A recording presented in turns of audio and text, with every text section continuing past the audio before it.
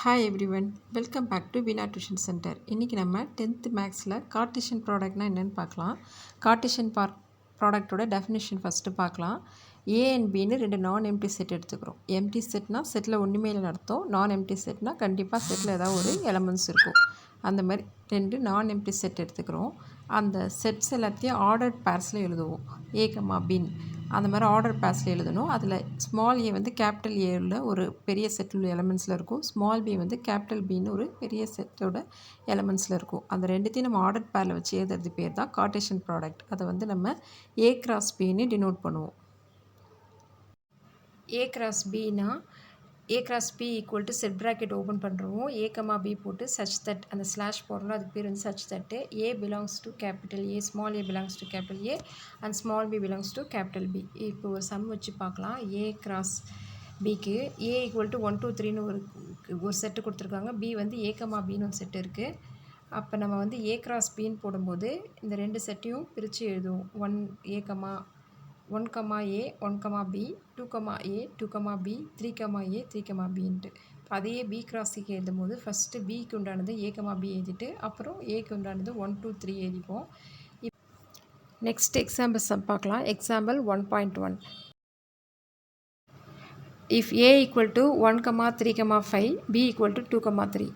இப்போ இதை வந்து நம்ம ஏ கிராஸ் பி கண்டுபிடிக்கணும். எப்பயும் போல் செட் ப்ராக்கெட் ஓப்பன் பண்ணிட்டு ஆர்டர் பேஸில் 1 comma 2 1 comma 3 3 comma 2 3 comma 3 5 comma 2 5 comma 3. அதே மாதிரி பி கிராஸ் ஏ கண்டுபிடிக்க போகிறோம். 2 comma 1 2 comma 3 2 comma 5 3 comma 1 3 comma 3 3 comma 5. Second question பார்த்தோன்னா ஏ கிராஸ் பியும் பி கிராஸ் பியும் ஈக்குவலான்னு கேட்டிருக்காங்க. அப்படி இல்லைனா ஏன் அப்படின்ற மாதிரி 1 and 2 நம்ம எடுத்துக்கிட்டோன்னா ரெண்டுமே ஈக்குவல் கிடையாது. ஏன்னா 1 கமா 2 வந்து கண்டிப்பாக 2 கமா 1க்கு ஈக்குவல் கிடையாது. அதே மாதிரி 1 கமா 3 வந்து கண்டிப்பாக 3 கமா 1க்கு ஈக்குவல் கிடையாது. தேர்ட் சம் என் ஆஃப் ஏ வந்து நம்ம கண்டுபிடிச்சிருக்கோம். அவங்களே கொடுத்துருக்குலேருந்து நம்ம கண்டுபிடிக்கிறோம். என் ஆஃப் ஏ வந்து 1 2 3 அப்போ 3. அதேமாதிரி என் ஆஃப் பி வந்து 2. இப்போ N of A cross B வந்து நம்ம ஏற்கனவே ஏ கிராஸ் பி கண்டுபிடிச்சிருக்கோம். அதில் இருக்க எலமெண்ட் 6. அதேமாதிரி என் ஆஃப் பி கிராஸ் ஏவும் அதில் இருக்க எலமெண்ட் 6. இப்போ N of A cross N of B equal to 3 into 2 equal to 6. அதே மாதிரி N of B cross N of ஏவும் 2 into 3 equal to 6. N of A cross பியும் நம்ம கண்டுபிடிச்சது 6. அப்போ என் ஆஃப் பி கிராஸ் சியும் 6. அதே மாதிரி N of A cross N of B equal to 6.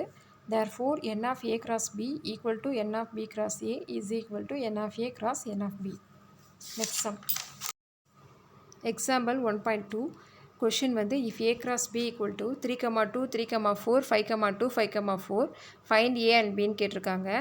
நமக்கு ஏற்கனவே தெரியும் ஏ கிராஸ் பி நம்ம எப்படி எழுதுவோம்னா ஏல இருக்கிற கோஆர்டினேட்ஸ் அதாவது ஏல இருக்கிற எலமெண்ட்ஸ் வந்து இதில் பியில் இருக்கிற எலமெண்ட்ஸ் ரெண்டுத்தையும் கலந்து தான் எழுதுவோம். அப்போ capital a equal to set of all first coordinates of elements of A cross B.